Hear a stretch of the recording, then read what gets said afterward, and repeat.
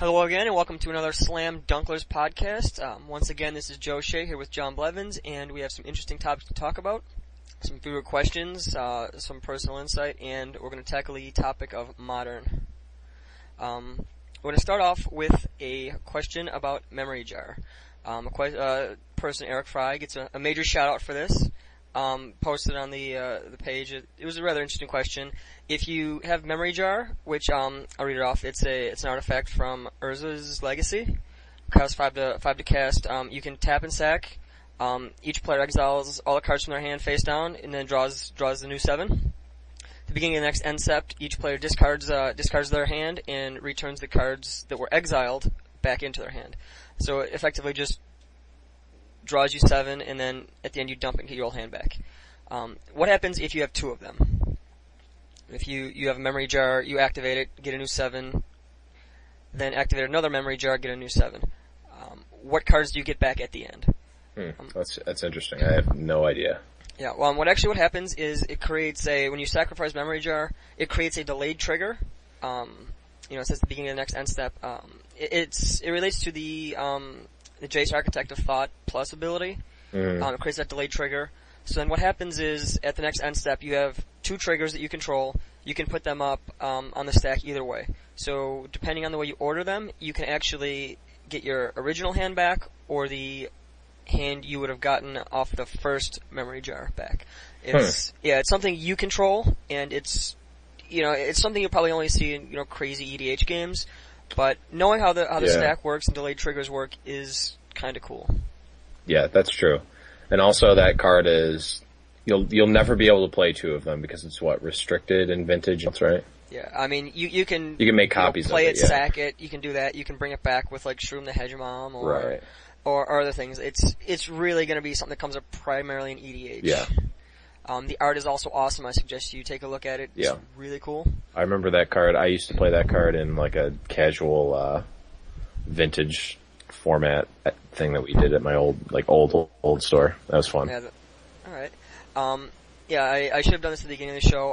I'd like to give some major awesome acknowledgments to Nick, DJ Nitronic Cummings, and Justin Baumgartner for assisting us with the last podcast. There were some echoing issues and whatnot, and they really did a great job fixing it up and making it listenable. Yeah, thanks guys. I mean, you still had to deal with our annoying whiny voices, but yeah, I mean that's never going to change. Yeah. All right, so this week we're going to talk about Modern, John. Modern Masters coming out. We should probably give everyone a primer into the format. People who don't really play it, who might be interested in getting into it. Yeah. Give them some information on things, and then explore Modern Masters and things like that. So we'd explain what Modern as a format is. Yeah. And it's pretty much any cards with a new border. That's the easiest way to look at it. Yeah. It's cards from 8th edition on to now. The old Extended. John, you want to give a little explanation on what Extended used to be and what it meant? So old most people will call it old Extended or good Extended. I guess current Extended is just a piece of garbage. It's just 1 or 2 blocks more than standard or something like that. It's terrible. Like an extra block. No one plays it. The only place you can play it is random 2-man queues against Andrew Cuneo when he's trying to just troll people on Magic Online. But so old Extended was maybe not double standard, maybe triple standard. I don't remember the exact size of Extended, but it was basically big, super big standard. So it was kind of how Modern is compared to standard now, but it would also rotate with standard. So it was basically super large standard, and it was a format that a lot of people liked. It was really well received, and it was vastly different from standard. And this is also before Legacy, so it was pretty much the premier non-standard, non-limited format to go to. It was basically Vintage, which is played wherever it is now, Extended and Standard, and then obviously Limited. But a lot of people liked it, and then they for whatever reason, I don't remember what WotC's official reasoning was. They just said, we're gonna take like a block or two off of extended and just make it like double standard. And it had like a PTQ season, and like no one ever played it. Yeah, it was generally the same kind of decks that you'd play in like the standard that it just rotated. Yeah, it was. You'd throw a couple new cards in. It was really bad because it happened right after Zendikar block and Shards block, so it was like those Zendikar block was still standard legal, but Shards block I think had just or was like just cycling out, one or the other, and everyone was like, okay, finally. Fairies and Jund are gone, and like, oh, here's extended, and it's like, oh, well, every deck is Fairies and Jund and whatever other like random garbage decks people were playing. But like, it was awful. Like I said, I think they had one maybe two PTQ seasons of it, but like besides that, there was like nothing. I don't even know if they had an extended GP. Yeah, I wouldn't be familiar on that. I haven't really embraced the old extended, or that's when I was just getting into Magic, so I was having a hard time grappling with the standard cards. Yeah, at the time. I played like casual old extended, or like I had decks, but like I didn't have people to play with. But like I remember building like Dredge and Psychotog decks and like Blue Green Madness and like all that stuff. Like it was like all the good fun stuff from like yesteryear, plus like you could mix in some of the new cards. It was a good time. And that kind of segues into what Modern is now. Basically when they announced Modern, it was something that people had been kind of predicting was going to happen. And it's kind of what Old Extended was. It's an eternal version. Yeah. Eternal meaning that cards don't rotate out. Cards can still be banned or unbanned, but there's no shelf life on any of the cards. It's imagine it's like a fresher version of Legacy. Yeah. No cards ever rotate out or cycle out, but cards do get the axe when for varying reasons. And I think we'll go into that right now.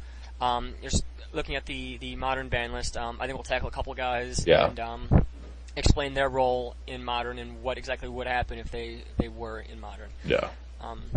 So how about we start with Blazing Shoal? Sure. So that was one that was not banned at the onset, and basically I'm pretty sure it was the first Modern Pro Tour. Yes, the Pro Tour in Philadelphia, I believe. Yeah, and I believe it was Team SEG, maybe? I don't know. Sam Black and a couple other guys made this Infect deck, which, if you know Modern now, there's an Infect deck, but it didn't have consistent turn 2 wins with Blazing Shoal. It was you play an Infect, a 1-power Infect guy, and you go Glistering Elf or Glistering Elf. Moth Nexus. Yeah, something like that. And then turn 2 attack, cast Blazing Shoal for free, pitching either like Progenitus or Reaper King or one of the Dragonstorm, one of the red cost 10 drops, and it's like, oh, that's yep, I'm dead. Yeah, it's a nice, quick, easy turn 2 win. Yeah. And there are very few ways to actually deal with it. Especially when you're not ready for it. Tragic Slip would deal with it, but no one ever played I think Tragic Slip was out at that point. Was Innistrad out? Actually, I don't know. Maybe it was out. Maybe it Path was still there. Yes, but Path was like the card. Like Dismember. If you don't go like turn 1, white mana untapped, or land with Dismember, you just lost on the spot. Yep. Like, quick 3-second game. Yep, and that's how Modern was for a brief time. And then when they had when the deck is running like Dispels and ways to like protect it, it's just insane. Things like that, yeah. And that had game. So there's nothing inherently wrong with having decks that can win on turn 2. It's just that Wizards' stated goal with Modern is to not have the format be that fast. And since they don't want it that fast, they also got rid of cards like Chrome Mox. Yep. They preemptively got rid of Chrome Mox. Yeah, they knew Chrome Mox was gonna be a problem because immediately Chrome Mox you can get 2 mana on turn 1, which is powerful. Yep. Same thing with Green Sun Zenith. Same thing with Rite of Flame. Yeah, Green Sun Zenith wasn't preemptively banned though. No, Green Sun was not preemptively banned, but they realized that they had to be a little more restrictive on terms of what cards were allowed, what kind of enablers would exist. Right. So they managed to off that as well, because that would have been an issue. Yep. Another one, that is in the same vein is Hypergenesis, another just like really easy, like basically just instant win combo, one card instant win. Yeah, turn 3 you can get to it. Just play anything that has Cascade, and if you build your deck with a bunch of 3 drops or higher that all do Cascade, you will on turn 3 cast your Deuter and flip Hypergenesis. Flip your Hypergenesis, and then you just dump your whole handful of giant dudes, and they have nothing really to do to counter that, because how do you deal with 15 guys that come into play or 10 guys that come into play that were just giant on turn 3? So that's the way they killed that. There's an interesting one they banned, was Ancestral Vision. Yeah, it's probably the most debated one, I think. Yeah, I was always kind of unsure on this, but then the more I started thinking about it, the more I played. Like a very control-ish deck in Standard. I kind of see why they banned it, because most control decks don't really have too much to do on the first few turns. Yeah.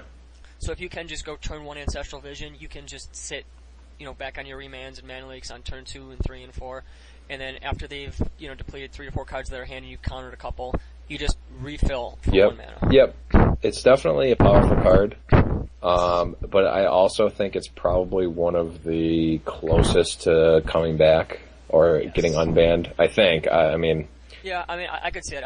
The power level's pretty strong, but if you don't get it like on the first turn or the second turn, you're kind of have like this almost dead card. Yeah, it's also just already dead against some decks. Like having it. It's got what? Suspend 3. Suspend 3. Like that's already on the draw. That's already too slow. That's a lot of. I'm sorry. It's suspend 4. Suspend 4. Yeah. Suspend 4. Draw 3 cards. Yeah. Yeah. It's still really slow. Still slow. Yeah. It's not even playable against some decks. So I definitely think that it could come back. They also axed Bloodbraid Elf, which was just one of the most powerful cards in the Jund deck. You get to 4 mana, cast it, then you have so many cards you could hit for value. Eternal Witness, Liliana. Lingering Souls near the end. Lingering Souls, Kitchen Finks. You could hit Lingering Souls or Guts to Saint Draft when they were playing 4 or 5 color Jund, which was unbelievable. Yeah, they basically, for a while, near the end of Bloodraid's life, most of the decks were just some Jund base with either a 4th color, maybe even a 5th color. It was just insane. So they pretty much took the most consistent card, not the most powerful card, but the most consistent card out of the deck. And I think it was the highest value card you could have. For 4 mana, you get the 3/2 body with haste. Yeah. And you get and of course it's random. But still. Yeah, even a lightning bolt would still be, decent value. Absolutely. There. Yeah, they just kind of, and I think that it was better for the format. It kind of diversified it a little bit. Yeah. A couple lands were banned. Cloud Post was to disable the 12 post decks that just drain a bunch of mana really quick and ramp out effectively Eldrazi guys. Yep. Almost always. Just once again, another one of it being too fast for the stated goal, for the speed of the format. Yes. Dark Depths also was banned as, creates a turn 2 2020 if you... Flying Indestructible. Flying Indestructible. Another, just preemptively saying we're not going to have turn 2 combo decks. Yeah. They banned all the artifact lands from Mirrodin. Yep. That anyone who has ever played against Affinity where you can play the artifact lands knows exactly why that. Same with Skull Clamp. Skull Clamp is just banned in every format. It's an easy one to ban. It's the type of card where if it's not banned and it's not a powered format, every single deck is playing Skull Clamp because it's that good. Yeah. Other couple random things. Golgari Grave Troll, Dread Return. They really neutered Dredge. Yep. But at the same time, it seems like they have a lot of cards in Modern Masters that are Dredge based. Right. Which, I don't know if Dredge could exist in this format and do well. I think they'd need a couple more cards to... Yeah, the fact that, Dread Return was really Grave Troll is just the best Dredge, the highest numbered Dredge card, so every Dredge deck played that. You still got Stinkweed Imp, but having the one less card and having it's not only that it's one less Dredge, it's that it's one less Dredge and also you don't have your big Dredge, so one of the things for Dredge is just not having enough Dredgers. Yeah. And when you cut down your biggest one and you're left with suboptimal ones that don't do... There's the quality and the quantity. And I mean, on top of that too, I mean, dread returning a Grave Troll and having, a 16-16 or something big like that is huge. Where, I mean, if you reanimate a Stinkweed Imp or even just get in play, it's kind of lackluster, yep. Absolutely. Rounding out the list, we've got, Umezawa's Jit, which is just insane in any deck that can have creatures, which is pretty much all decks in the format. Sword of the Meek, because of the Sword of the Meek, Thopter Foundry combo. Absolutely. 1 mana, you get a 1/1 and gain 1 life, almost infinitely. You tap out every turn. Seething Song, was banned to hurt Storm. Sensei's Divining Top, just makes everything a little bit too slow. It makes like actual tournament speed slow. It also is insane with counterbalance, and that's another one of those decks that they just didn't want to have. Yeah, it just grinds the fun out of a game. Yeah, they just didn't want it in the format. Like, that's just what they chose. I mean, they very well could have counterbalance top in the format, but that's just not what they want. Yeah. Second Sunrise, also banned from the Eggs deck. So disappointing. Yeah, so disappointing. Very slow, grindy deck that people were never a huge fan of playing against. Oh, it's not slow. It wins on like turn 3 or 4. It's just that turn 3 or 4 takes 15 minutes. Exactly. Misstep got the axe. Yep. Ponder Preordain. Punishing Fire, because it just rips apart any creature decks, any aggro decks. And it's just very good value against the control decks. You get a real engine when you pair that with Grove of the Burnwillows. Yep. Jace the Mind Sculptor and Stoneforge Mystic are also banned, rounding out this list. Yeah, I don't know why people are surprised about that. Yeah. There's something, it kind of bothers me when people say, Jace the Mind Sculptor might be unbanned in Modern, and that might be why the price jumped from, $50 to $70 to $80 to $100 to $150 in a quick span. Jace the Mind Sculptor, it's always a little embarrassing when I say this little story, is that when I first was playing, I never thought Mind Sculptor was good, but that was because I'd follow their turn 4 Sculpt up with a turn 4 Vengevine and just blow them out every time. Yeah. And, Sculptor was just never good against the decks I played, but as soon as you cast Jace the Mind Sculptor, you see why he should be banned in Modern. He's just so, like, of all the cards we just listed off, like, isn't Sculptor, like, the most powerful? Like, I mean, just in a vacuum, maybe Skull Clamp is better, and like Skull Clamp is really strong. The culmination of the artifact, like what the artifact lands imply, might be stronger, but like card for card, it's probably Skull Clamp or Mind Sculptor. I mean, there's a reason that people just scoop in Legacy when a Sculptor resolves. I mean, do you really think that's going to happen in Modern? I could not understand why people assume he's going to get unbanned or talk about it, because, I mean, I think it'd be better, you could just unban Bitter Blossom or unban, what was the one you just, Skull Clamp. The one that was borderline, Ancestral Vision. Oh, yeah. Of all the cards you're going to take off the ban list, why would they unban Jace the Mind Sculptor? Yeah, I feel like it's just too much. Like, he was banned in Standard. Yeah, they don't. Banned in Standard. He was banned in Standard. He was preemptively banned in Modern. I don't I just can't see it, and I just can't see it happening. Yeah, I mean, it would be very strange to see it happen. I mean, just partially because there's so many other cards that it would seem less degenerate in the format that could be unbanned. Absolutely. But yeah, like I don't know what people say. People always ask me, do you think Jace will be unbanned? And my general response is, have you played the card? I mean, have you untapped with a Sculptor? I mean, it's hard to lose.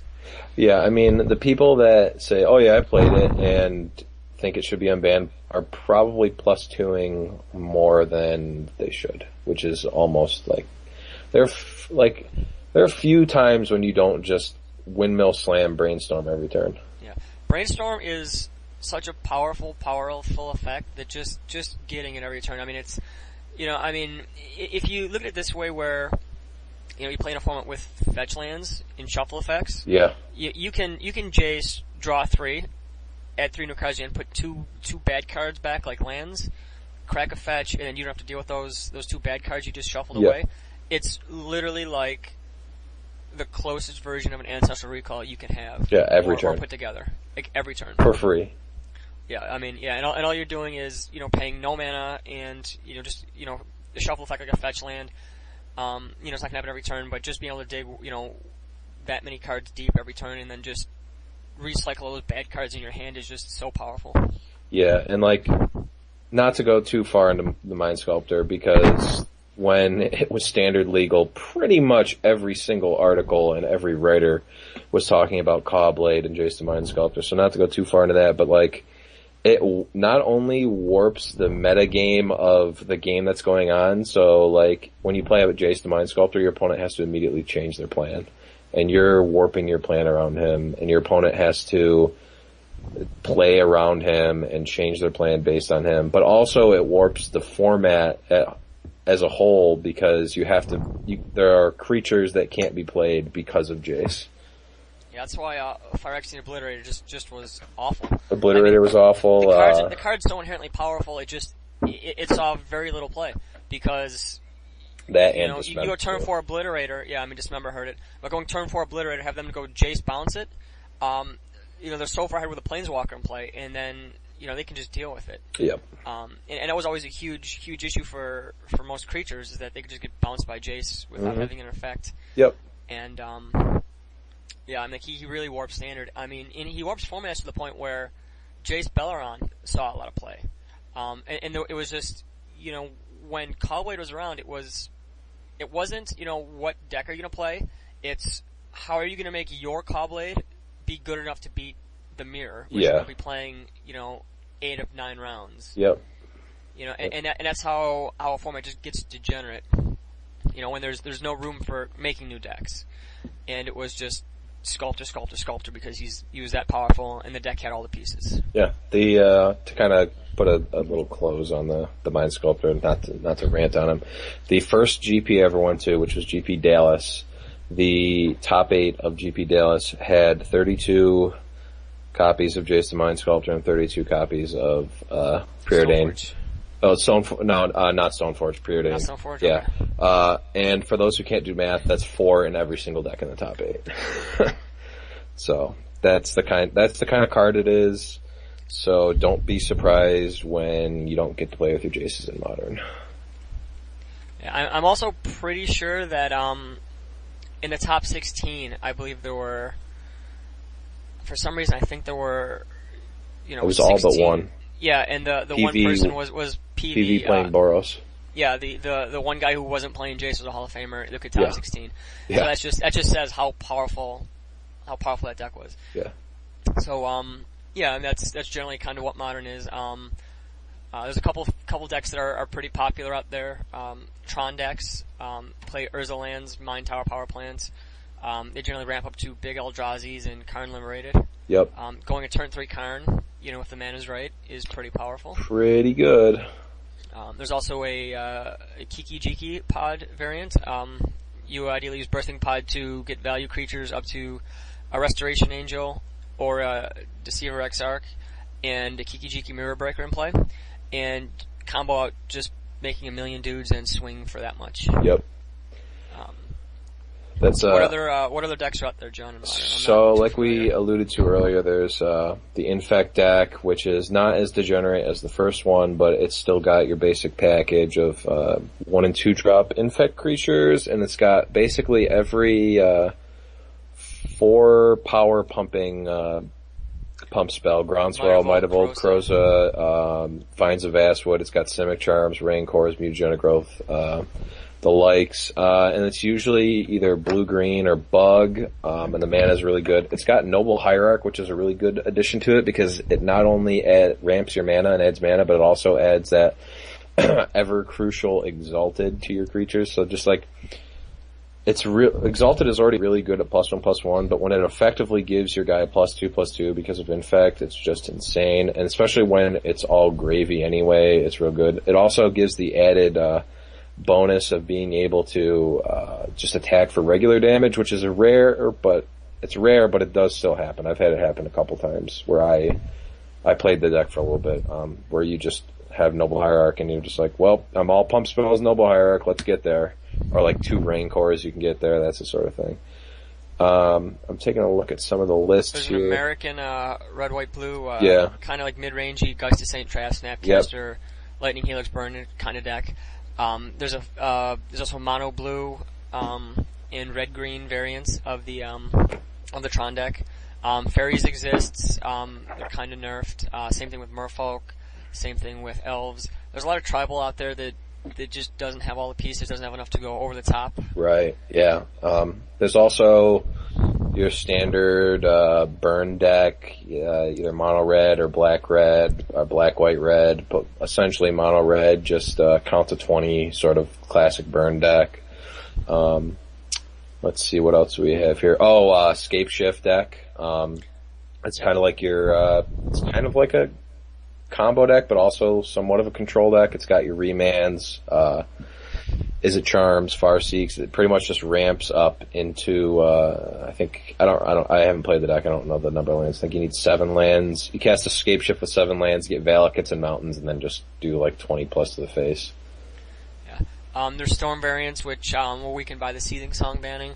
But, yeah, as with some of the general archetypes, if anyone would like to hear, like a breakdown and like a sample deck list and things like that of any, deck, kind of an explanation on that, we could look into that for a future cast. If anyone were interested, just send us a message. Yeah, and also, if you're ever, this doesn't just go for Modern, if you're ever looking for, decks, like very current decks, you can check all the, Magic Online daily results at, if you go on Google and type in MTGO What's Happening, the first link that comes up will bring you to the Magic Online page, and it has the most recent daily events and all the 4-0 and 3-1 decks in those for every format that they play. And also another really good website that I recently found out about is called MTGO-stats, I believe. Let me just double check. Yeah, MTGO-stats.com. It's kind of a bare bones website, but it's really, really good. It's got breakdowns of the most played decks, the most played cards in those archetypes, and it's got a lot of stats. It's got the price breakdown for all of them. You can, if you're looking for what I did a while ago when I wanted to play a Duskmantle Seer deck, I typed in Duskmantle Seer and it will show all the decks that have been played in the last 18 months that have Duskmantle Seer in it. Also, if you're looking for a specific player's deck, like if you're looking for one of MJ's decks, he's got the MTGO name, Darkest Mage. You search for Darkest Mage on this website, and it'll show all of the events that he's placed in. So MTGO-stats is a really good website for all sorts of deck building stuff. So, we did a little primer on Modern, get people familiar with the format, what's good, what's bad, popular decks. And this is solely so we can discuss Modern Masters. Yeah. That's a thing. That is, in fact, a thing. Modern Masters is a, almost a, best of, or greatest hits of, the modern format. It's a way for Wizards to increase the card pool of many of the popular cards, therefore keeping the cost of the format down, adding more cards to the pool and getting more players in Modern. I think Wizards is really, really all in on this format because they want an eternal format that they can, have no restrictions on. The ban list, does hurt for, older cards, so making Legacy very hard and, expensive to get into. Yep. There's only a finite amount of dual lands, and, they can't produce any more. But with Modern, they solely chose, I'm pretty sure they chose the cutoff point, so they can produce any card in that set over and over again, and that is what they're doing now with Modern Masters. Yep. About half, or a little more than half of the set was spoiled. We've got some big money cards out there. Dark Confidant was reprinted as a mythic. Arcbound Ravager, Aether Vial, Elspeth. Some big money cards. Big Daddy Goyf. Yeah, Tarmogoyf is reprinted. That was the first spoiled card. Sword of Fire and Ice, Light and Shadow, Videlkin Shackles. Pact and Negation, Glimmer Void, either Sworn Canonist. Bridge from Below, Progenitus, Gifts Ungiven, and so on. Are there any shockers of of the cards that were in Modern Masters that you didn't expect, or things like that? Well, as an overall thing, I didn't expect to see the legendary dragons from Kamigawa. No, that's definitely the big WTF moment. Yeah. I A, didn't expect to see them. B, never would have guessed in 1,000 years that they'd be mythic. And that's really, really enraging, actually. It's really bad that that's the case. I'd actually go the other way. I'll agree that it was shocking they reprinted them. Just because, none really see any play in Legacy, in Modern or Legacy, for that matter, at all. They're kind of just like casual EDH cards. Putting them in as Mythics was insane. The red one, was it Ryusei? Ryusei. Yeah. He's a Mythic. He's only a couple dollars as a card. He was released as a pre-release or a release foil. Yeah. And, he's not really worth much. Right now, he was reprinted in Arch Enemy. Yeah, he's about $1. Yeah, he's on Star Cedar now for $3. And, what I find hilarious is that, one of the commons that was, spoiled, one of everyone's favorite burn spells, Lava Spike. Yeah. It's funny, both from the same set, the rare that just became a mythic is worth 3, and the common is worth 4. Yeah. It Yep. seems absurd. It's absurd, and also, so these packs are extremely expensive. Collectors is doing their $71 sealed tournament. Millennium is doing like a $75 sealed tournament. So you're spending almost $100 to play a sealed event. Yeah, and you open up MSRP on a pack is about $8, Yeah. but that's clearly long out the window. Yeah. Yeah, it sounded great when when it first released. Didn't even sound great. That sounded actually still was pretty expensive. Still double. Yeah, double price. it did, but based on what you expected, you'd expect it to right. hopefully do all right. That was 24 packs in a box, was going to come out to $192 a box, and they're pre-selling right now on Star City for $300, and yep. It's hard to find them all over the place. There's a lot of hype into this. Yeah, it's bad. So you open up your seal, your $75 sealed, you open up 2 dragons, and I just saw another stinker. Auriok Salvagers got bumped up from uncommon to rare. Yeah. Smack Auriok Salvagers is actually a vintage card. Yeah. What you do is you play Salvagers, then you play a Black Lotus, sack the Lotus, get 3 white, use the 2 to buy back the Lotus, and just generate So you make infinite mana. That's all fun and games until you realize Auriok Salvagers is a 2-cent card. Yeah, it's literally you'll find it in a bulk box. It's like a cute one in some vintage decks or whatever, but what the hell is it doing there in Modern? What the hell is it doing at rare? Yeah. At a rare. So yeah, so you can come up, if you crack, say, out 6 packs, you get lucky and crack 2 mythics, and, say in a foil rare. You could just end up with cards like Auriok Salvagers, 2 of the dragons, not the Kakusha or whatever, say the red one and the green one. Even if you get Kakusha, he's only $15. Yeah, say you dodge that and you get, a crappy one. You can just end up with 7 rares, including a foil one, that are just complete awful. trash. Yeah. Yeah, and there, and there goes your entry fee on just junk.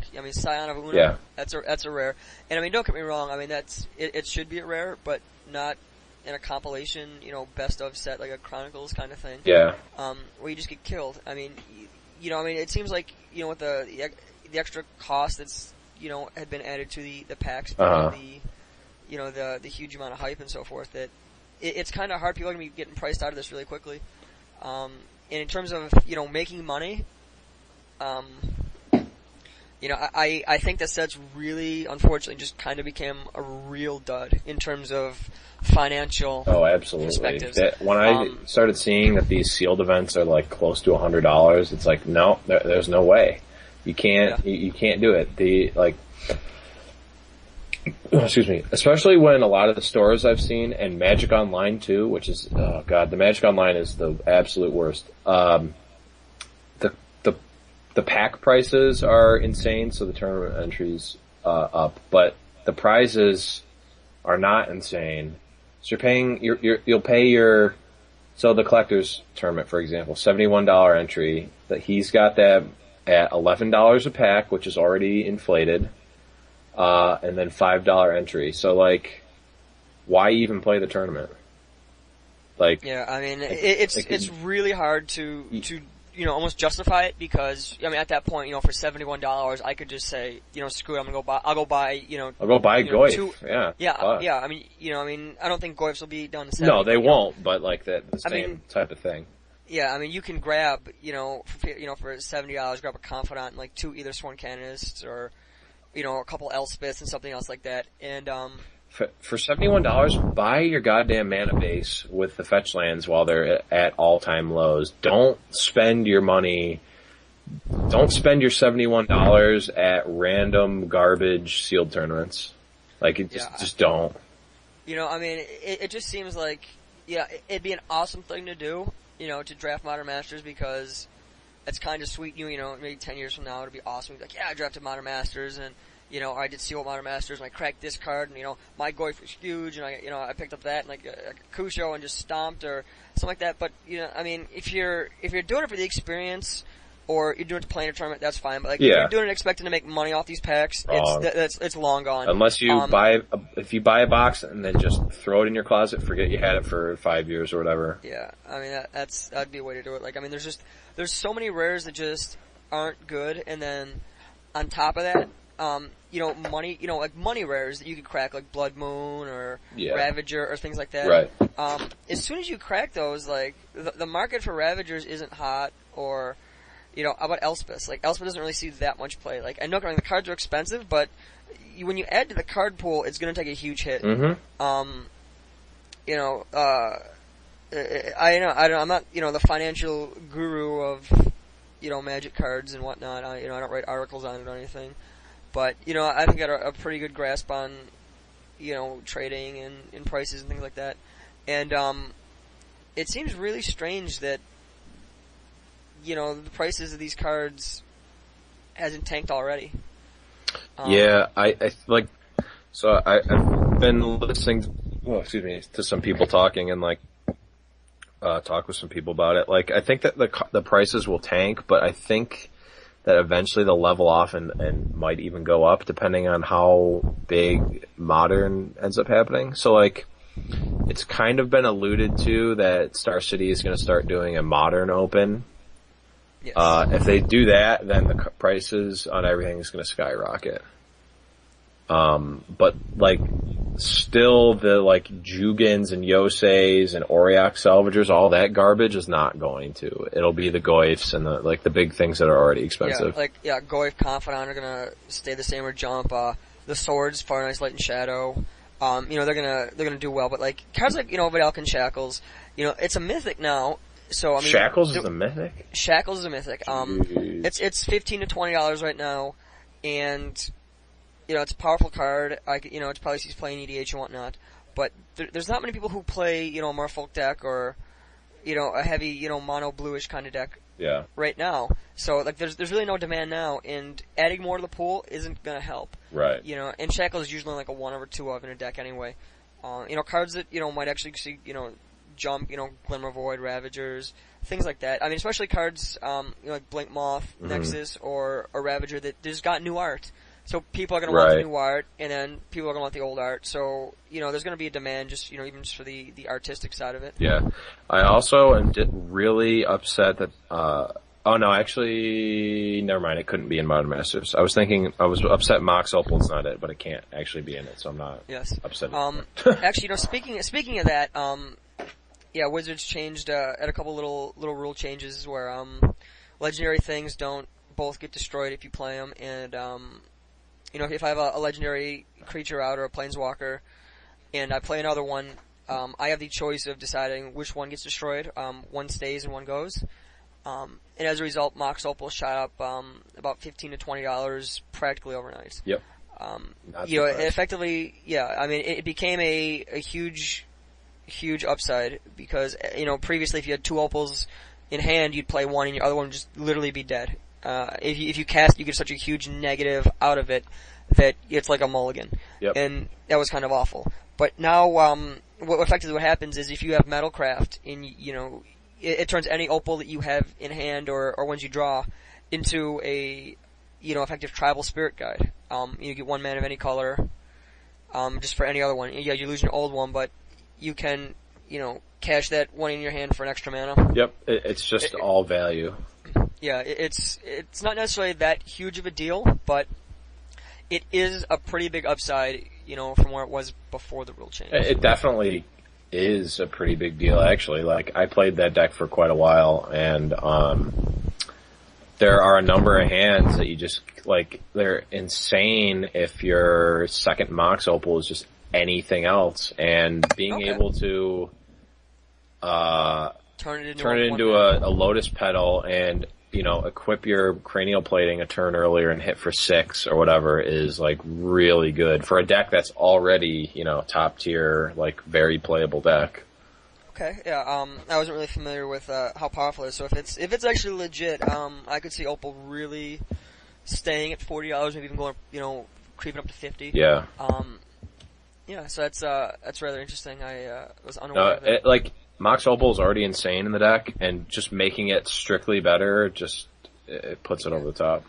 Yeah, do you think something like that would give, give the Affinity / Robots deck, whatever you want to call it, in Modern, a little more gas? Do you think it will make it like a legit tier 1?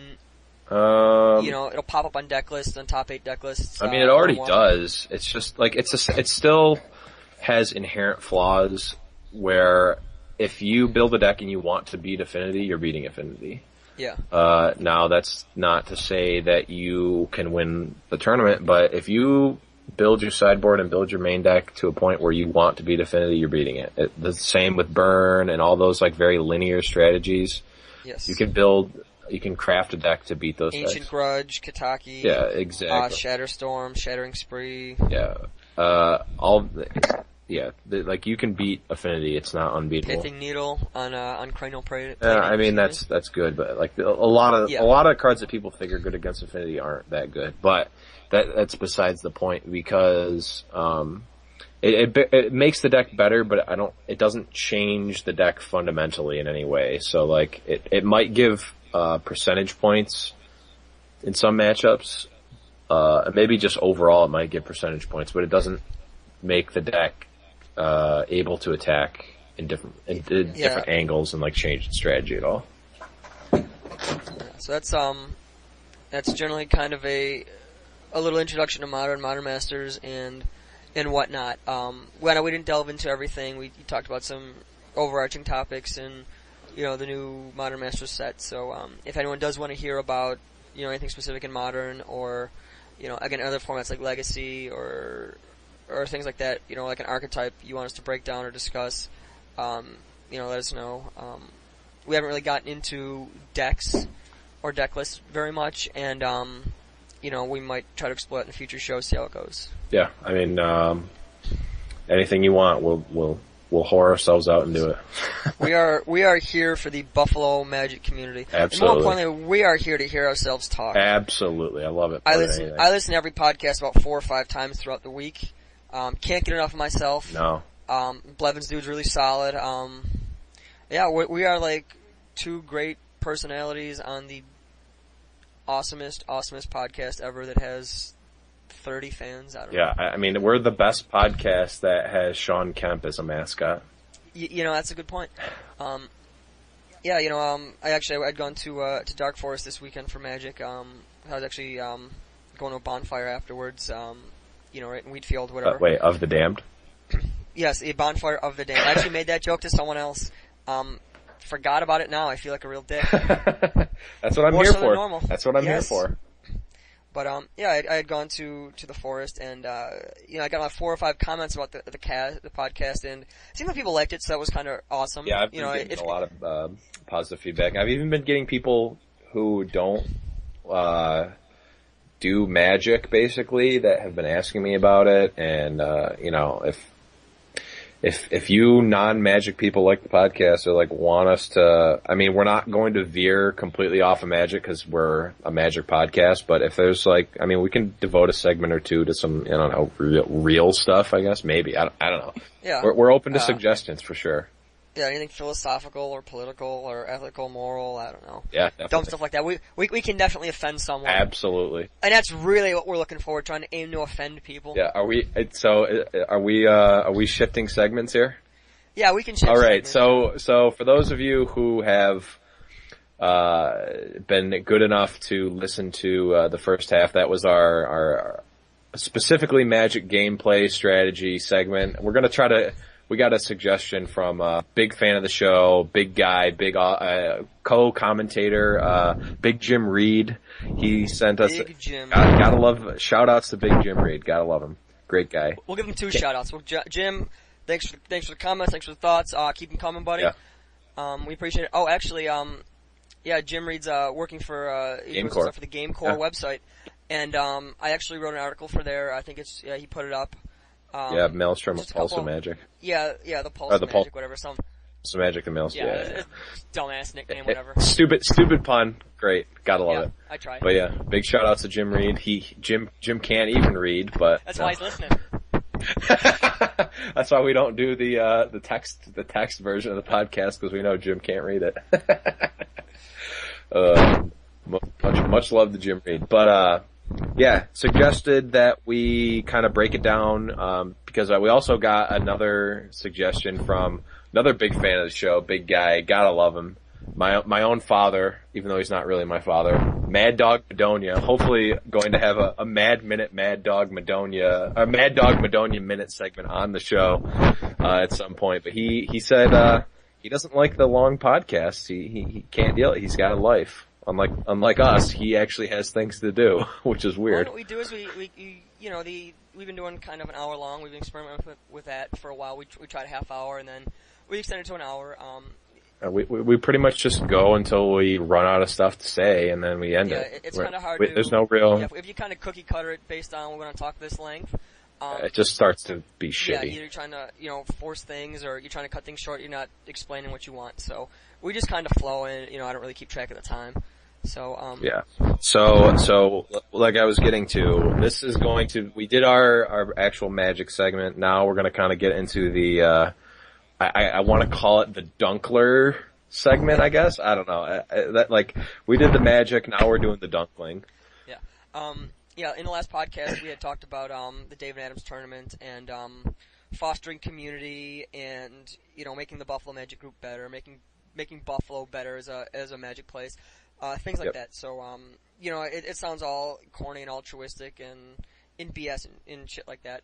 But I kind of like having people know each other, play Magic, get better, things like that. Because I like going to to small tournaments and having people win PTQs or GPTs that we know. Yeah, it's awesome going to the big tournaments, like we talked about in the first episode, going to Pittsburgh and knowing a ton of people there and like having your own, like, I know both ends of the spectrum. I know going to a tournament, being me and maybe one other person at a huge tournament, you don't know anyone. It's kind of intimidating and it's still fun, but it's not the same. And I also know, going to a big tournament like SCG Buffalo was awesome. GP Pitt, awesome. We knew, 20 or so people there. We have a big group of people. We're all rooting for each other. We go to dinner or whatever, it's awesome. Yeah, I mean, it's, it sounds, lame at times, but, it's really cool. It's nice getting to know a lot of people. Absolutely. Yeah, I mean, a lot of my friends are from Magic and, it's a good thing. It's a good way to meet people, a good way to become friends with other people, a good way to get connections and network and things like that. Yeah, not to mention, just being able to become a better player. Like, just knowing good players and having a big community, just, the more minds thinking about it, for the most part, is going to be better for, overall performance for the team.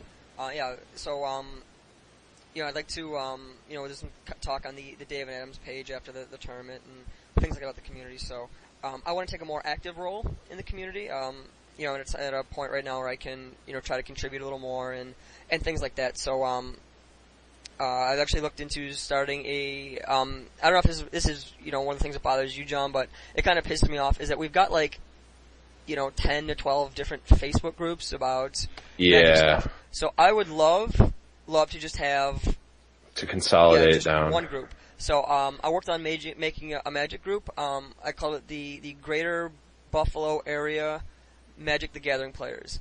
What this is, it's going to be hopefully the end all be all of magic groups. Have people talk about decks, talk about buying cards, talk about going to big tournaments, carpooling. A place where stores can, say what the tournaments are. Just try to get. Go ahead. Yeah, the stores and whatever can promote their tournaments so that we can get more people going to them. Yeah, it's hopefully just a way to, open flow of ideas, express your thoughts on cards and stuff like that. Just a way for everyone to, do that, kind of get to know each other and stuff like that. The problem with a lot of the groups is they're kind of almost like local, regional-ish thing.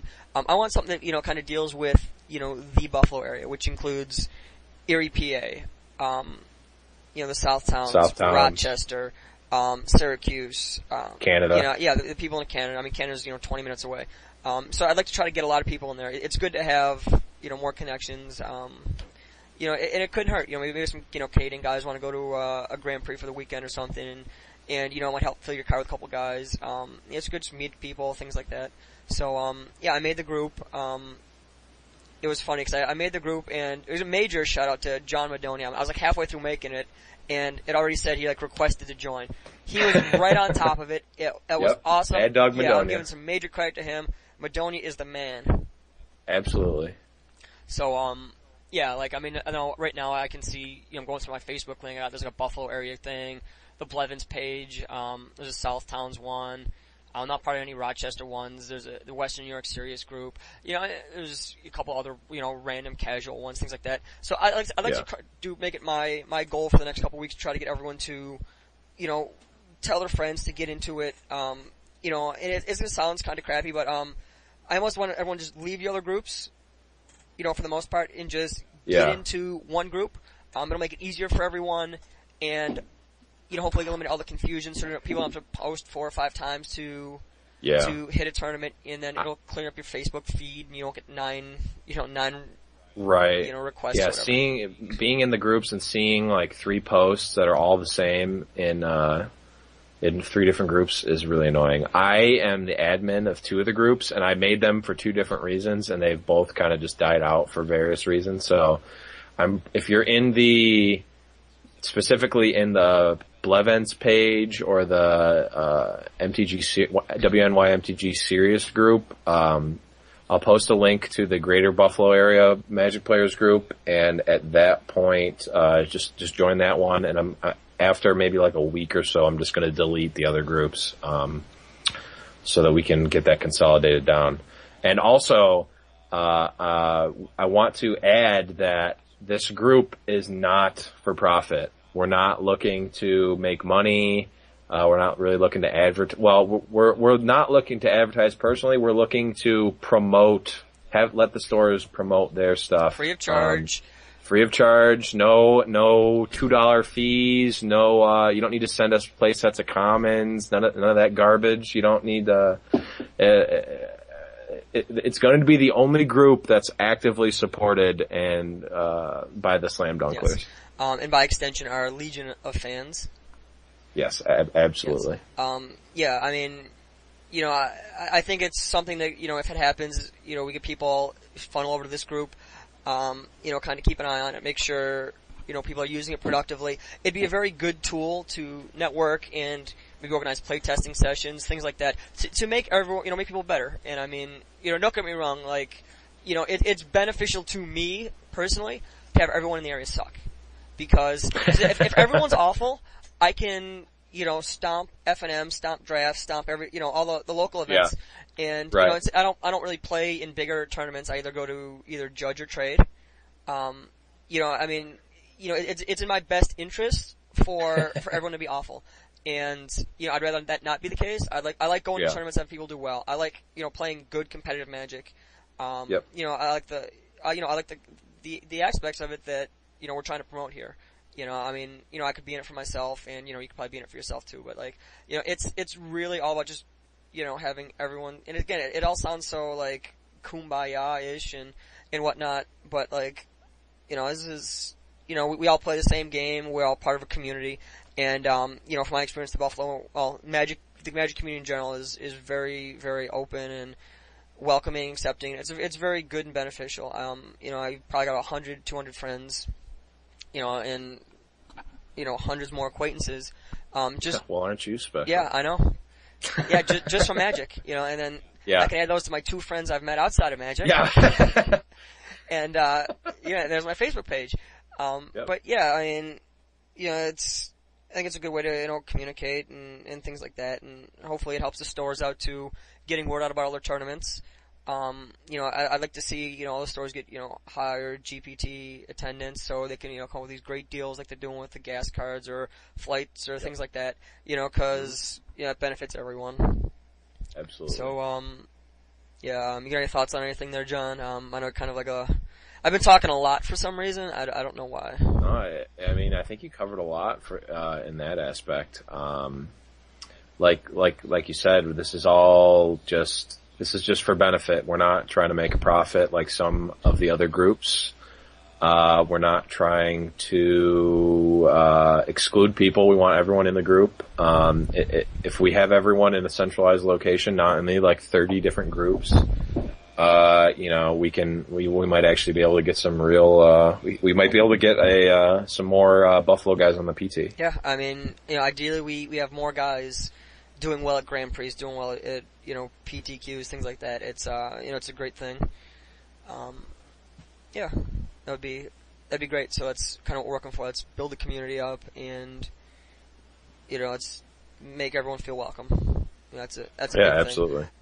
You know, cause I mean, yeah, I've been playing for, you know, about 4 years. I've only been playing kind of seriously for a couple. You know, and yeah, I don't know, you moved to Buffalo a couple years ago. Yeah, about 2 years. Yeah, so, you know, I kind of feel like we're really, you know, we're not like the guys, but I think we're doing a good job, you know, building up the community and, you know, and taking it to the next level. You know, I feel like, you know, the skills there, the people are here. They just need a way to get going and, you know, I guess grow as a group. And, you know, it's unfortunate that, you know, there hasn't really been that many, you know, I guess beneficial ways to get things going in the past. Probably that might have been the number of stores and how the stores are ran and things like that. But yeah, I think now we're ready to build some community and, you know, make everyone better. You know, make people better, make them feel more welcome, make them feel more accepted, things like that. Yeah. So yeah, if you, you know, anything you'd like to talk about, John? I know we kind of covered a bunch of topics right now. I don't know. Do we did we get our special interviewee? Is he on the line? Our special interviewee. Let me check. I think he's calling in Skype right now. Yes, he is on, John. You'd like to introduce our special guest? Yeah, we had to pull some strings here. He's not a Buffalo guy, but we did we showed him the podcast. He loved it, and we got an exclusive interview with Mr. Travis Wu. Team Channel Fireball, known for the Woo's Brews articles. Yeah. So hey Travis, how you doing?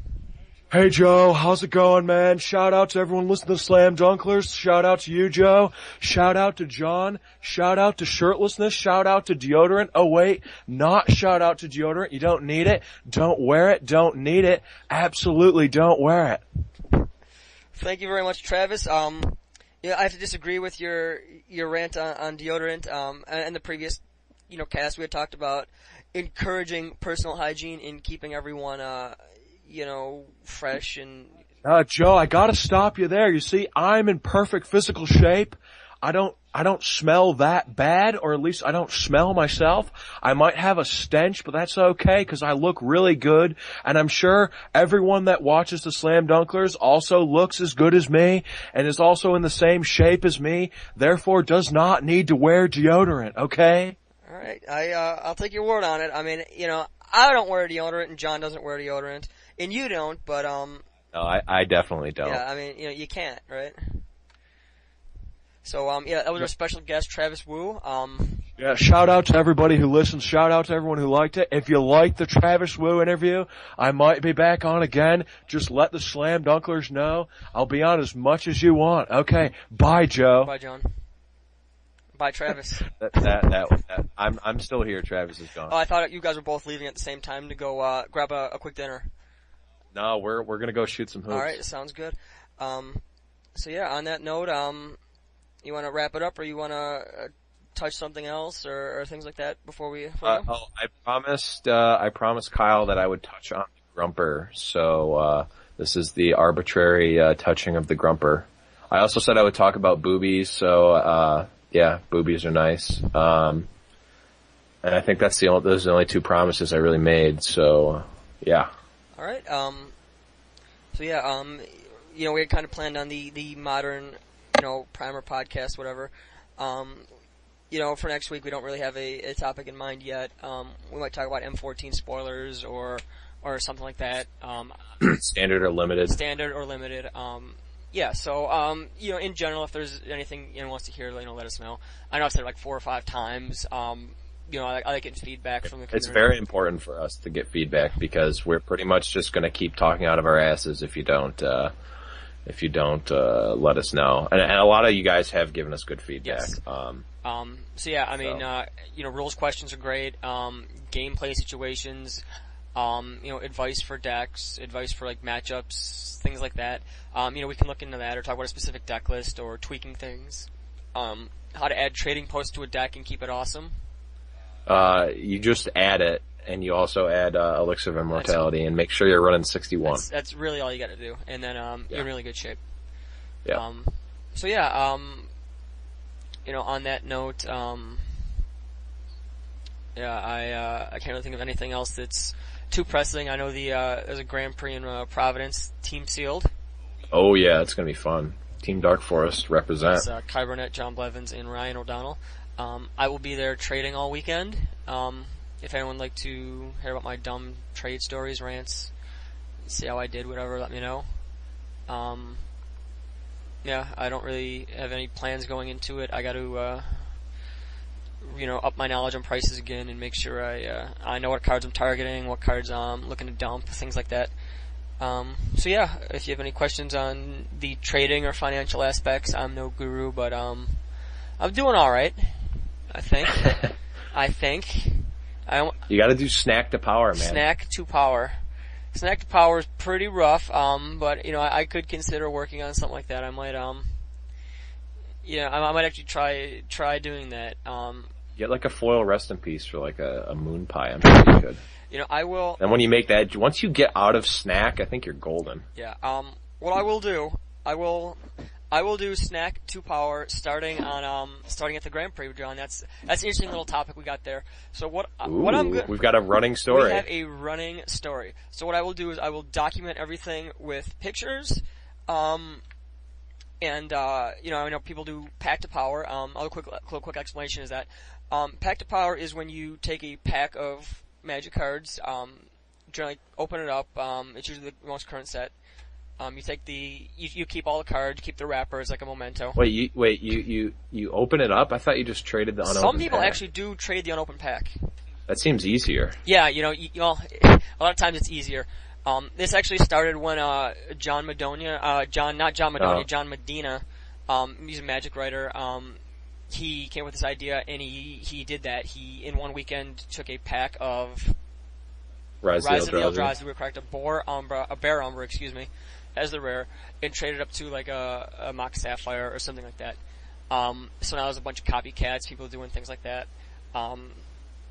In the grand scheme of things, it's never really done properly because for it to kind of snowball and for you to get a bunch of value, you really need to start with a decent pool of cards. So what happens in most instances is that people trade with their friends and just get $8 to $10 to $12 on value the first 3 or 4 Yeah, trades. they'll just cheat. Yeah, and just cheat.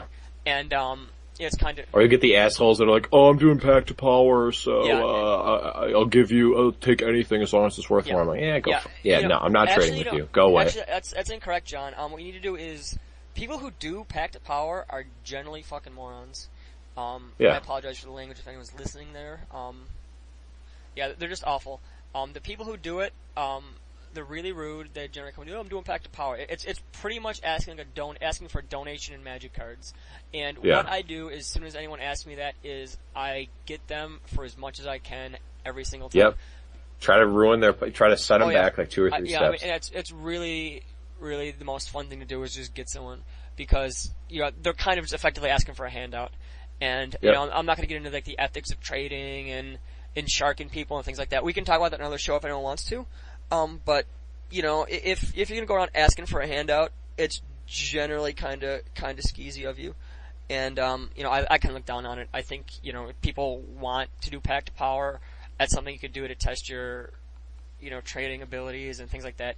As soon as you start saying Pack to Power or get people to give you cards, like your friends hook you up to get you going, it really loses the the whole mystique of it. Yep. So so we'll do snack we will to do power. Snack to Power. I don't know what kind of snack I'll start with. You mentioned a moon pie. I'm trying to think of like a good value snack. Solid snack, yeah. Something. Star Crunch is solid. Star Crunch is solid. So yeah, actually what I'm going to do is I am start a poll. I'm going to start a poll on the Slam Dunklers page of snack to power. And ideally I'd like to get feedback on what people think what a good snack would be. This is how we get people interactive right here. We're gonna see what we can do in terms of snacks, see what people think. We'll come up with a bunch, and you can write in whatever you think, and then we'll go from there. Hopefully we'll figure that out. It'll be a nice, interesting thing. You can watch it unfold, and see how I'm doing and things like that. But that's kind of awesome. I was not planning on talking about Snack to Power, but I'm gonna go for it. We'll see how long it takes. I mean, of course, it's gonna just depend on how many big tournaments I go to, how and a lot of it comes down to luck. But it's definitely something I can do ongoing and see how that goes. So yes, we will do Snack to Power. Sweet. Yes. So great little random segue new. A trading thing for me. Like beyond that, if anyone has any other topics or dumb things they want to talk about, people want to advertise play testing or whatever, just let us know and we can, be like, hey, these people are testing, these people are drafting on this day and look for people, Or you should probably just put it in the group because this might be delayed. That's actually a good point. This is probably not the best venue to do that. We can pimp out other things. That's actually a good point. Put us in the groups. Yeah, if you're a store and you want us to talk about an event that's coming up with some number of weeks notice, we can do that. We will also do it free of charge. Absolutely. I mean, if you want to shoot us some t-shirts or something sweet, I'm a sucker for t-shirts. I love free t-shirts. I got a free t-shirt story here involving John. Oh God, don't even remind me of this. So we had gone to a Bison's game. I took John, and we got free tickets and all. So and let's not forget the main man Larry. All things through Larry. Shout outs to Larry. Major shout outs to Larry. Larry, I hope things are going well. I know he was in Buffalo for a while. I think he moved back to Chicago. I talked to him recently, not as much as I'd like. Hopefully, things are going well. Hopefully he's giving a shout out, to the Dunklers back and, gives his Chicago boys who play Magic, something to listen to. Spread the Dunkler wealth. But, so we're at this Bison's game and, my one caveat to going with me is that, you get the free tickets and we get some free food and stuff. But if you get a free t-shirt, it goes to me. And you didn't mention this until it was literally on its way to me, and I don't know if he wants people to know, but your brother is one of the mascots. Yeah, my brother is one of the mascots. So he had some targeted removal. John right in the bread basket. Yeah, right in the bread, perfect spiral. And as it's going, I'm like, oh, I'm going to get my free t-shirt. Joe's like, oh, and by the way, all free t-shirts go to me. Right in the chest. I'm like, no! Snags it. He was unable to give it the deny. Yeah, I wanted to just smack it back over at some little kid that actually deserved the shirt, but no, didn't have the chance. Did not have the chance. So yeah, if you ever go and, want to, put the word out about your store or events or whatever, definitely we'll take, we'll talk about it, things like that. On that note, it's kind of, awkward with there being so many stores now. I mean, 'cause I know when I first started it was generally, cap and collectors, and that was kind of it. There might have been other stores, but they weren't, as known. But now there's a lot of stores, and it's kind of awkward because, I don't really dislike that many stores, and I really don't dislike that many people. And, actually, that's a lie. I dislike most people. Yeah, I dislike a lot of people. Well, I'm just saying that though. So yeah. We'll edit the part out where we said not that. Not gonna happen. I'm too lazy. It's going right from the recording right online. So Good. yeah, it's rough because being a judge and being a kind of a known. I'm not like a celebrity or anything. John's a celebrity. Quantity. Yeah, I'm a known quantity. I'm a guy you go to when you need older cards or you need this or that or you need like a rules question or whatever. And it's hard because I don't want to alienate myself from stores, and I don't want to help one store a lot and make it like I'm hurting his competitors and having other stores have a grudge against me. So it's kind of hard to maintain that balance. So I hope that the people who are listening who own stores or whatever don't feel like I'm kind of going on my way to get you or hating on you or things like that or actively helping your rivals, because I don't want to do that. I don't want to, be the bad guy to some. I don't want to be alienated from a store. I am a bad guy, so don't worry about that. Yeah. So, on that note too, if, smaller stores that want to tell about their events and maybe get some more people in and things like that, let us know.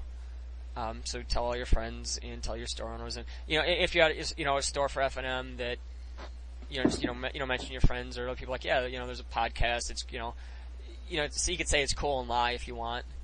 Yeah, you can lie and say that it was the best podcast you've listened to today, even though you've only listened to one. Yeah, I mean, it still wouldn't be. Yeah, you just be honest, be like, yeah, that's the best podcast I listened to all month, and just not listening to the podcast for the rest of the month.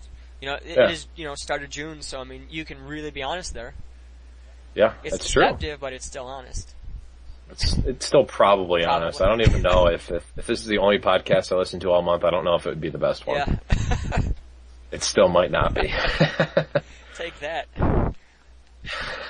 But so hopefully everyone enjoyed listening and maybe got something about it. Is this the real outro? Because we've had about 50 fake outros. Yeah, we're bad with those outros. Whoa! Why am I getting lumped into this? We as in me. The collective we is the collective me.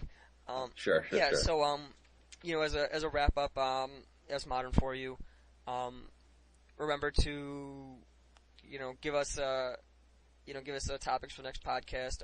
Make sure you join the Greater Buffalo Area Magic the Gathering Players group. We're hopefully going to, get people to transition over to that and just have that as the group.